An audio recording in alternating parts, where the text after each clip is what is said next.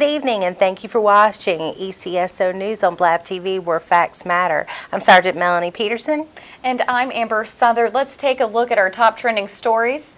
On April 21st at 9:21 p.m., Christopher Darnell Powers escaped from the Pensacola Work Release Center on the 3000 block of North L Street. If you see or know Christopher Darnell Powers' whereabouts, call 436-9620. And warning, this video may be graphic to some viewers. It's hard to forget this video. Gunfire on W Street and Fairfield Drive on January 22nd in the middle of the day. The ECSO is proud to announce all of the suspects have been arrested in this case. On April 19th, ECSO deputies made a traffic stop on a car that fled from officers earlier that day. Driving the car was Jonathan Harris, a suspect from the W Street and Fairfield Drive shooting. Also found in the car, 3 clear plastic baggies with a white powdery substance inside that tested positive for cocaine. Another plastic baggie containing hydrocodone pills, a stolen gun, marijuana, and more than $4,000 in cash. Harris was arrested and charged with trafficking of cocaine and possession of a firearm by a convicted felon. He was also charged for the January 22nd attempted murder incident. The Mothers Against Drunk Driver recognizes 3 ECSO deputies. The Mothers Against Drunk Driving, or MAD, recently recognized Deputy Shelley, Deputy Henley, and Deputy Meeks for being the top 3 DUI enforcement officers for the Escambia County Sheriff's Office. And we need your help identifying an armed robber. On April 23rd at 2 p.m., the Raceway gas station at 7271 Pensacola Boulevard was robbed at gunpoint by this suspect. If you have any information about this incident, call Gulf Coast Crime Stoppers at 433-STOP or the ECSO at 436-9620. And we also need your help identifying a burglary suspect. On April 9th at 1:30 a.m., Jim's Vape Escape on South Navy Boulevard was burglarized.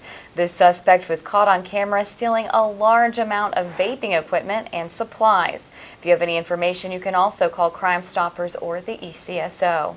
Congratulations to some members of our Marine unit for proving once again they have what it takes to operate safely on the water. Deputy Serrano, Deputy Donnelly, Sergeants Holloway and Brown successfully completed the Institute of Police Technology and Management's Marine Enforcement Operations Level 1 course. The course taught ECSO Marine Unit advanced concepts such as vessel stops and tactics. They gained experience through vessel stop scenarios and real-world simulations. The exercises taught survival skills in the water as well as first aid, assisted rescues, and responding to injuries and hypothermia. On February 23rd, during a welfare check in the 5000 block of Statler Avenue, ECSO deputies located the body of 50-year-old Susan Midyet. Her death appeared to be from natural causes. During the investigation, it was determined that she was a victim of homicide and her home had been burglarized. DNA collected from the crime scene led to the arrest of Antoine Sanders. That if you break into a house and if you kill someone, time will not protect you. 1 year later, you're still a monster. You're not forgotten. The victim is not forgotten, and you'll be held accountable for the despicable acts that you've committed. Chief Deputy Chip Simmons, Commander Custer, and Deputy Serrano teamed up with Reviving Baseball in Inner Cities this weekend. RBI is a Major League Baseball initiative with a mission to increase urban and inner city young people's interest and participation in baseball and softball, reviving and rebuilding America's pastime in communities. RBI provides training to boys and girls clubs that wish to start or expand boys baseball and girls fast pitch softball leagues for ages 13 to 15 and also 16 to 18. Arrested for home invasion and false imprisonment.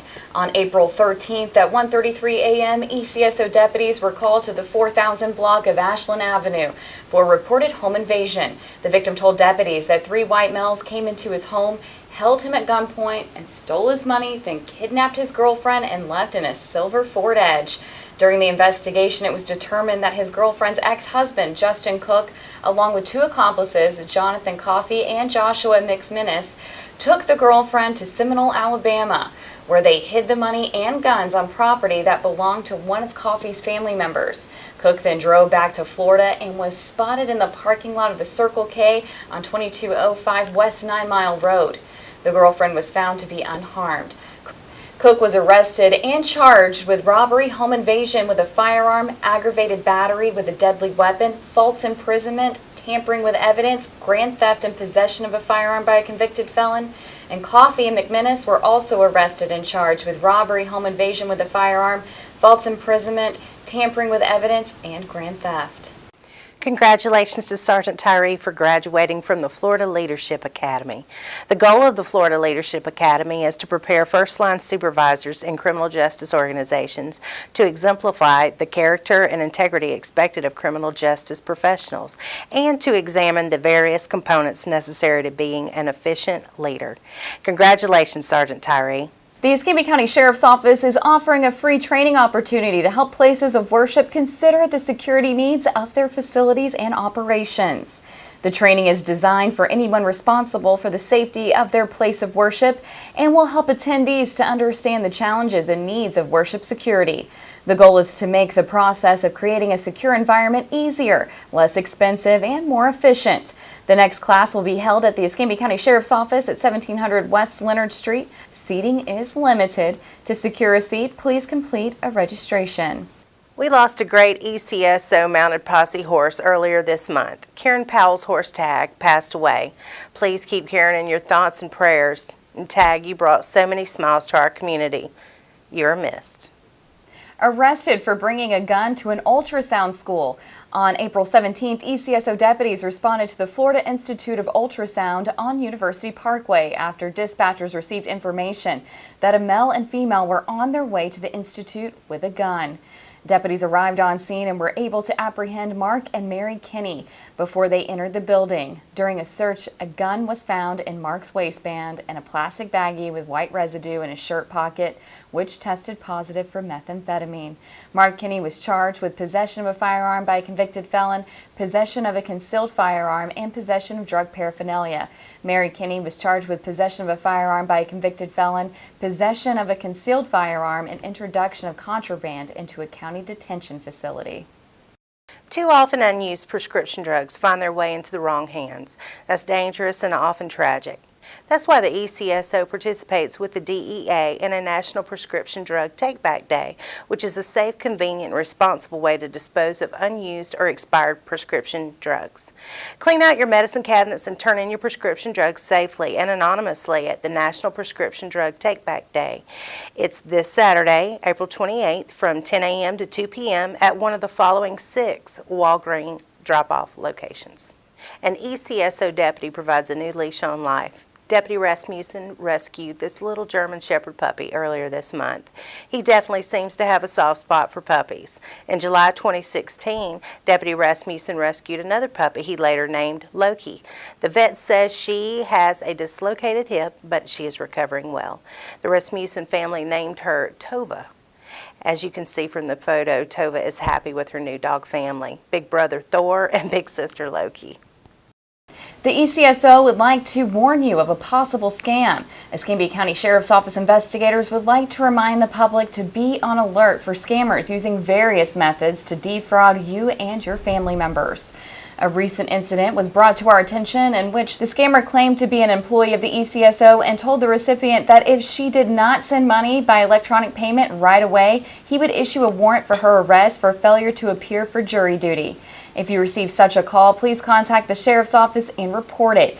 Do not send any money or provide your personal or financial information. Here's this week's episode of Crime Tip Tuesday. I'm Chief Deputy Chip Simmons, and welcome to Crime Tip Tuesday. To prevent identity theft, create passwords that are easy to remember but hard for others to guess. Consider a passphrase rather than simply a password. Such a phrase should be relatively long, perhaps 20 characters or so, and consist of seemingly random words strung together along with numbers, symbols, and upper and lowercase letters. When possible, use a phrase such as, "I started 9th grade at Escambia High School in 2010, and use the initial of each word like this, IS9GEHSI pound 2010, and make them a little different by adding a couple of unique letters for each site. Avoid using famous quotations that might be easy to guess. This has been a tip from your Escambia County Sheriff's Office. We need your help identifying some suspects who thought they were on a catwalk. On April 13th, these suspects not only posed for a surveillance camera, they burglarized a home on Fort Pickens Road. To be clear, they are wanted for burglary, not the fashion crimes being committed in these photos. If you recognize any of these suspects or have any information on this incident, call the ECSO at 436-9620 or Crime Stoppers at 433-STOP. This is a new social media segment, Meet the Dirty Dozen. This is our Warrants Division's top 12 most wanted fugitives. The ECSO Warrants Unit created the Dirty Dozen list to increase the exposure and ability to capture Escambia County's most wanted fugitives. If you have information on the whereabouts of any of the Dirty Dozen, contact the ECSO at 436-9620 or call Gulf Coast Crime Stoppers at 433-STOP. If your tip leads to an arrest, you may be eligible for a cash reward of up to $3,000. We're going to talk about a new program we've got going on here at the Escambia County Sheriff's Office. The Wheel of Fugitives has been such a great success, and that's because of everybody at home helping out and participating. So our Warrants Division came up with their own kind of thing. It's called the Dirty Dozen. We've put it out on our social media. If you haven't gotten a chance to see it, go on to our Facebook page, Instagram, Twitter, check it out. Get familiar with those faces because we're looking for them. I've got Sergeant Barnes here with me now. So tell me, why did you guys kind of come up with the Dirty Dozen? Well, as you said, we saw the success of the Wheel of Fugitives show, so we came up with a list, and usually you always have a top 10 on it, but we said, well, let's come up with a little bit more, and we came up with the Dirty Dozen, again, it really focuses on interaction with the public and the community, because we can't find these people without your help. So the success of the show feeds right into this. The viewers are already at home paying attention, and they're actively involved, and we just ask they continue to do that. So this list covers all aspects of crime. You know, there's violent offenders, of course, but there's also sexual predators or people that exploit the elderly, things like that. And, you know, again, if you see these people out there, we ask that you call the Sheriff's Office or call 911. Don't take the law into your own hands, of course. Absolutely not. Yes. Or you can call Crime Stoppers at 433-STOP. Okay. So you said there's kind of a gamut of crimes that run across the list. How do you pick the 12 that are going to go on there? Generally, we try to pick people that pose a threat to the community, you know, violent offenders, any type of crimes with weapons or crimes against people. But we also pick sexual predators that have failed to register or have just disappeared off the radar. We also pick people that exploit the elderly and take advantage of elderly or handicapped people, things like that. Also, sometimes domestic violence cases, particularly if the victim was pregnant at the time, those make the list as well. And you're already getting a little bit of success from having the Dirty Dozen. It's only been out for about a month now, but you're getting tips already. People are calling in and letting you know. Absolutely. And as a matter of fact, on the way over here this morning, another one was captured off the list. Great. So it definitely works. And right now, how many warrants do we have active in Escambia County? As of this morning, there's 14,673 active warrants. But that might seem like a lot, but it's all the warrants in Escambia County. Yeah. So by statute, the sheriff of this county and the sheriff's office is responsible for all warrants in the county. So we're the clearinghouse. So any state and local agency that submits a warrant, after the judge signs it and the warrant becomes active, it gets sent to the sheriff's office, and we're responsible for maintaining the records and keeping it on file. Once the warrants are served, we're responsible for extradition and transportation, things like that. A lot of times we get people that call us or they'll Facebook us and they'll say, somebody just called and said I had a warrant. We don't do that. That's typically a scam kind of going on. Correct. What is it that we do? We never call, but we do have a yellow official postcard, and it's clearly marked from the sheriff's office. And I have one here with me. Okay. And we mail that out So to everyone who has an active warrant. Yeah. So if you receive this in the mail, please call us. Okay. We'd like to hear from you before you end up on the wheel or the Dirty Dozen. Absolutely. That is it. Well, so we're going to keep this going on for a little while and see how many people we can get off the list. And we always try to work together with the certain departments. And again, it's the people at home that make it all successful. You know, there's a limited amount of deputies on the street, and as we said, there's almost 15,000 warrants. So we can't do this without the community's help, and we need you involved. Again, don't try to arrest them yourself, but please call us, call Crime Stoppers, and keep the information coming in. All right. Well, thank you for coming in today. We appreciate it. Thank you. And again, head over to our Facebook page. Get familiar with our current Dirty Dozen. You recognize any of them, please give us a call, 436-9620, Crime Stoppers, 433-STOP, or always 911. And are you looking for a career? The ECSO is currently hiring for dispatchers and dispatcher trainee positions. They all understand what you're going through or what you're feeling or what you may experience at the time of that situation or call, and it's good to talk to someone that understands what's going on with you, because your family don't understand what it's like to be in this room or to experience hearing someone that's really upset or about to harm themselves or anything like that. And you feel like family. I mean, we work together almost every day, and it's like talking to family in this room. I will say my very first 911 call that I took, it was my dad. Yes, and I don't tell too many people about this call, but my grandfather was having an issue with his neighbors. And I didn't know my family was out there because it was, I was only training for like a week or two when I started taking 911s. And as soon as I picked it up, I recognized my dad's voice. And surprisingly, I stayed calm throughout the whole call. And afterwards, everything ended up being okay. But it kind of made me feel good to hear from my trainer that I stayed calm and that I did well throughout the call, and I got what I needed to get them assistance. Every day is different. No day will be the same at all. You will always constantly learn, whether it's from the deputies that you talk to, the citizens that you talk to, or just learning in general. You're always going to learn something new here, and it's something that it may not be work related, but something that you can carry with you in your personal life to kind of help you be a better person.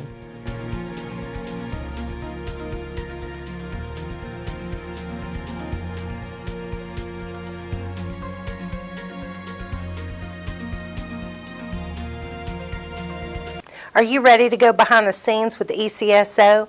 Our Citizens Law Enforcement Academy is a 4-week free seminar to adults who are interested in the daily operations of the Sheriff's Office, beginning on May 10th. Included is a variety of information, and our instructors are all current professionals in their field of expertise. The schedule includes patrol, crime scene, investigations, homicide, and major crimes, training, including the shooting simulator, the judicial process, domestic security, property, crimes and fraud, and more. Our next 4-week CLIA class begins May 10th. Sign up online at escambiaso.com. We need your help in solving an unsolved homicide. It's the second anniversary of a murder victim here in Escambia County. A man found shot inside a vehicle in the parking lot of the Tiki Lane Apartments. Frederico Devon Norris Jr. was 31 years old and a father of 2 girls. Like any unsolved case, the questions of who and why remain for the family. If you have any information about the homicide of Frederico Devon Norris Jr., call the ECSO at 436-9620, or you can call Crime Stoppers and remain anonymous at 433-STOP. Sadly, we must announce the passing of a retired K-9 MESO, Master Deputy Goolsby's partner and friend. K-9 MESO served the citizens of Escambia County as a dual certified patrol and narcotics K-9 from 2007 to 2012. K-9 MESO was a USPCA National Agility Champion for 4 years in a row. Public.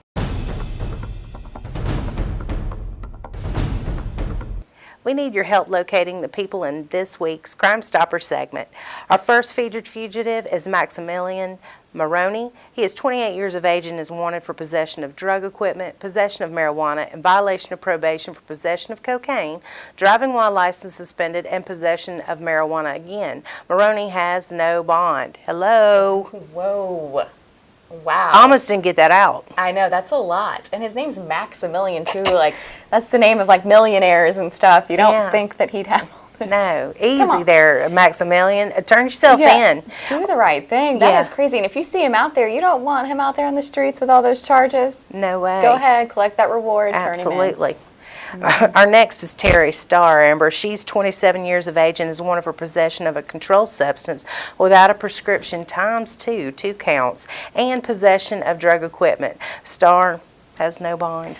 We can make her a star. I was just thinking that. Because we've got the billboards, we've got the wheel, we've got this show, we've got Wanted Fugitives. We can make her a star. We can completely follow that name of hers. And she would totally line up for that package, that Gold Star package you're always advertising. That's it, with the nice photo shoot and the ride. We can treat you like one of Escambia County's stars. Absolutely. Give her a stay in the Gold Star Hotel. I love it. Come on down. Yeah, We'd absolutely. love to help you out there with that. Hope to see you soon.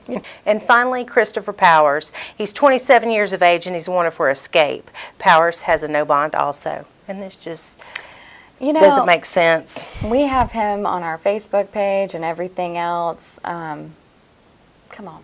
I mean, You it's see the him word out there. release. He ran away. He's broken the law several times. It's not okay.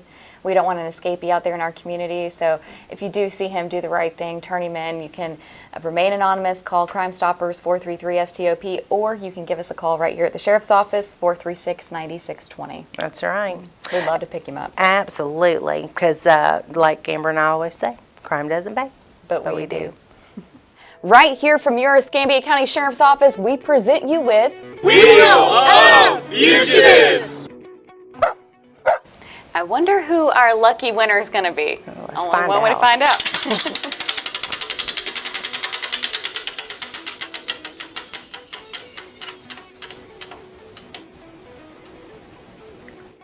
All right, this week's winner is Jamie Long. She's 38 years of age. She's wanted for fraud, illegal use of credit cards. Amber, with a bond of $5,000. Hopefully we don't have to wait long for Jamie to turn herself in, or for you at home to help us out. Jamie, come on now, stop using those illegal credit cards. Oh, that's a bad charge. Absolutely. The people at home are going to help us find you so we don't have to wait long. Tell them how they can do so. They can call Crime Stoppers at 433-STOP. If you know her location, once she's arrested based off your information, you could earn a reward of up to $3,000. It's like Amber and I always say, crime doesn't pay, but we do.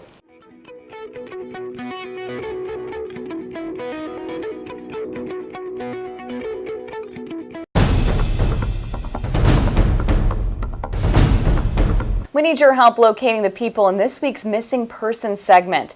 Our first missing endangered juvenile is 15-year-old Isaiah Scott Thompson. Thompson has a medical condition that may need treatment. He was reported missing on April 4th. Our next missing juvenile is 15-year-old Kareem Little Walcott.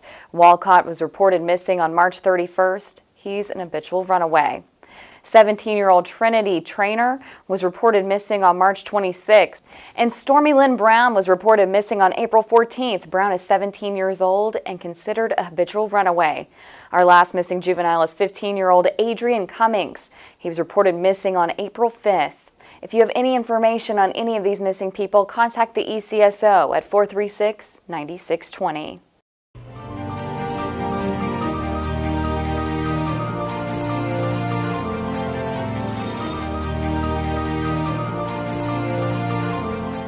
I'm Escambia County Sheriff David Morgan, and thank you for watching Ask the Sheriff. This is your chance to ask me any questions you want answered about the ECSO. Our team hits the streets again, and here are some of the questions you asked.